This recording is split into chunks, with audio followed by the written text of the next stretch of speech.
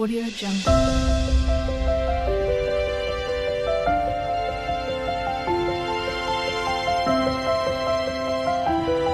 নমস্কার প্রিয় দর্শক, ইলেকট্রিক্যালস বাসু চ্যানেলে সবাইকে স্বাগত। তো দর্শক কেমন আছেন সবাই? আশা করি ভালো আছেন। তো দর্শক আজকের ভিডিওতে আমি দেখাবো 2 কিলো জেট পাম্প, ডুয়া মোটর বা পাম্প মোটর যাই বলতে পারেন। এই মোটরগুলোর ভেতরে ওয়াটারপ্রুফ তার থাকে, ওয়াটারপ্রুফ বাইন্ডিং থাকে। তো এই মোটরগুলো কোনো সময় স্যাপবুস খারাপ বা কয়েল নষ্ট হয়ে গেলে কীভাবে মোটরটা খুলবেন সেটা আমরা আজকের ভিডিওতে স্টেপ বাই স্টেপ দেখাবো। আপনি যদি মোটরটা ঠিকঠাক খুলতে না পারেন তাহলে কিন্তু ফিটিংস করতে প্রবলেম হবে। তো তাই আজকে কিন্তু আমি স্টেপ বাই স্টেপ দেখিয়ে দেবো কোন কোন প্রসেস ফলো করে আপনাকে এই মোটরগুলো খুলতে হবে।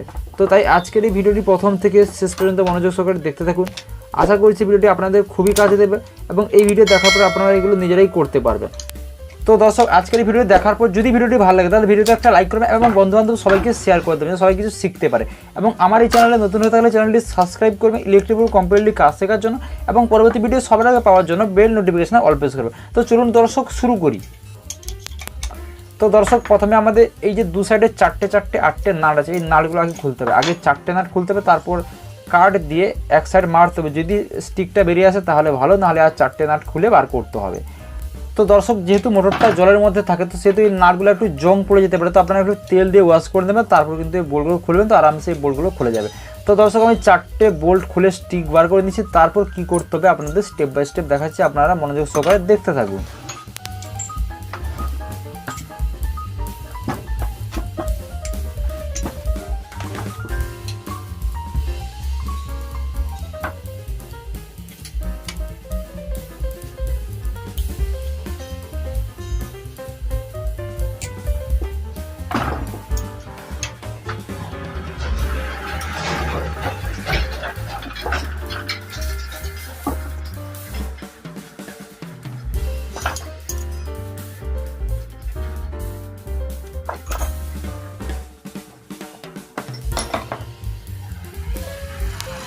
তো দর্শক আমরা মোটামুটি 4টে বোল্ট খুলে বার করে নিয়েছি। এরপর আমাদের কাজ হচ্ছে এটাকে হাউসিংটা দু সাইড দিয়ে খোলা। তো গাইজ আমাদের প্রথমে খুলতে গেলে কি করতে হবে, প্রথমে যে কেবিলটা আছে, কেবিলে একটা বোল্ট থাকে, কেবিলটা টাইট করা থাকে। তো সেই কেবিলটাকে কিন্তু আগে বোল্টটাকে খুলতে হবে, নাহলে কেবিলটা কেটে যাবে। কয়েলের সঙ্গে যে যোগ আছে তো ওটা কিন্তু কেটে যাবে। তো আপনাকে সেটাকে আগে খুলে দিতে হবে। খুলে দেওয়ার পর আপনাদের কাজ হচ্ছে একটা মোটা কাঠ নেবেন। হাতুড়ি দিয়ে ডাইরেক্টলি তো কাস্টিং বডিতে মারা যাবে না, তো একটা কাঠ নিতে হবে। কাঠে প্রথমে যে ব্যাক সাইডটা, মোটরের ফ্রন্ট সাইড না, যেদিকে পাখা আছে ওই সাইড না, ব্যাক সাইডটাই আপনাকে মারতে হবে প্রথমে। ঠিক আছে, মারার পর দেখবেন একটু আস্তে আস্তে করে বডি থেকে ছাড়বে। ঠিক আছে, অনেকক্ষণ একটু মারতে হবে। তো যদি বাই চান্স না ছাড়ে আপনি একটু স্ক্রুড্রাইভার দিয়ে একটু ঘষে দেবেন, তো তাহলে আরামসে এটা ছেড়ে যাবে। দেখুন এইটা 2-3 বার মারলাম, তো দেখুন হালকা খুলে গেছে। ভেতর থেকে যে মোটরের মধ্যে জল থাকে জলটাও বেরিয়ে আসছে। তো এইভাবে আপনাকে এই পেছনের হাউসিংটা ব্যাক সাইডে এইভাবে খুলতে হবে।